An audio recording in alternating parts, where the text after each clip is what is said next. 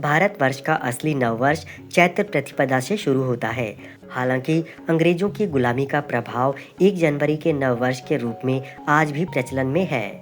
भारतीय पंचांग सभी ग्रह और नक्षत्रों की गति और भ्रमण के आधार पर बनाया गया है, जबकि अन्य कैलेंडर या तो सूर्य की गणना पर हैं या केवल चंद्रमा की गणना पर।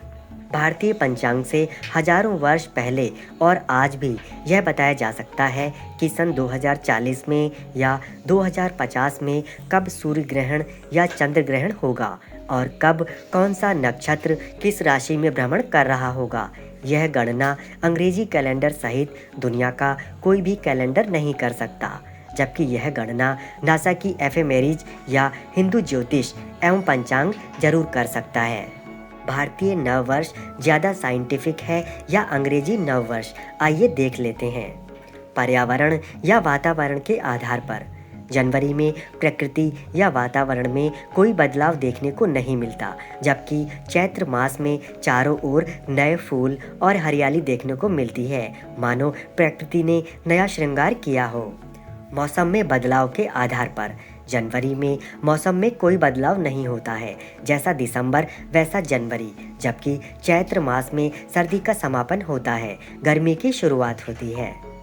शिक्षा के आधार पर जनवरी में शिक्षा की दृष्टि से कुछ भी बदलाव नहीं होता है, जबकि स्कूलों में मार्च अप्रैल में परीक्षा होती है, पिछला सत्र समाप्त होता है और नए सत्र का प्रारंभ होता है। वित्तीय वर्ष के आधार पर जनवरी में वित्तीय वर्ष में कुछ भी बदलाव नहीं होता है, जबकि 31 मार्च को बैंकों की क्लोजिंग होती है और सरकार का बजट भी पेश होता है। किसान की फसल के आधार पर दिसंबर जनवरी में खेतों में कुछ भी नया नहीं होता, जबकि मार्च अप्रैल में फसल कटती है, घर में नया अनाज आता है तो किसानों के पास भी पैसा, खुशियाँ और उत्साह होता है। शुभ मुहूर्त के आधार पर अंग्रेजी कैलेंडर हम केवल तारीख देखने के अनुसार काम में लेते हैं, जबकि हमारे सारे पर्व, त्योहार, विवाह, मुहूर्त हम अपने पंचांग के आधार पर ही मनाते हैं। आयोजन के आधार पर 31 दिसंबर और 1 जनवरी को पार्टी, आतिशबाजी के अलावा कुछ परंपरा नहीं है, जबकि चैत्र मास के पहले दिन नवरात्र के उत्सव के रूप में आदि शक्ति की पूजा की जाती है। नव वर्ष का स्वागत धार्मिकता और सात्विकता से होता है। प्राचीनता के आधार पर हिंदू पंचांग यूँ तो लाखों वर्ष प्राचीन है, फिर भी आज का विक्रम संवत भी अंग्रेजी कैलेंडर से आगे है। अंग्रेजी कैलेंडर जहां 2026 पर है, वहीं विक्रम संवत 2083 पर चल रहा है। नामकरण के आधार पर भारतीय कैलेंडर के वार, तिथि, माह, वर्ष आदि किसी भी राजा आदि के नामों पर नहीं रखे गए हैं। इनके नाम ग्रह, नक्षत्रों और उनके भ्रमण के आधार पर रखे गए हैं। चैत्र शुक्ल प्रतिपदा का ऐतिहासिक महत्व। आज ही के दिन भगवान ब्रह्मा जी ने सृष्टि का निर्माण किया था। भगवान विष्णु का पहला अवतार मत्स्यावतार आज ही के दिन हुआ था।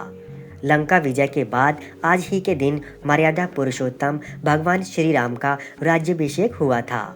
माँ दुर्गा की उपासना के नवरात्र व्रत का प्रारंभ आज से ही होता है। आज ही के दिन कुंती पुत्र युधिष्ठिर का राज्याभिषेक हुआ था।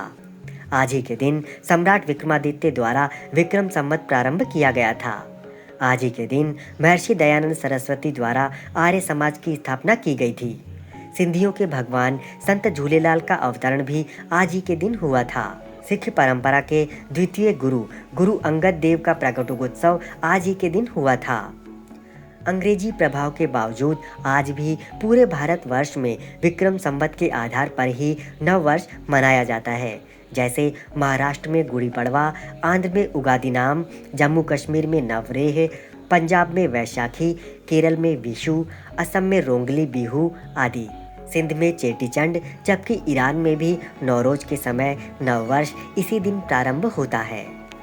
अगर आपको यह जानकारी अच्छी लगी हो तो वीडियो को लाइक करें, चैनल को सब्सक्राइब करें और कमेंट में जरूर बताएं।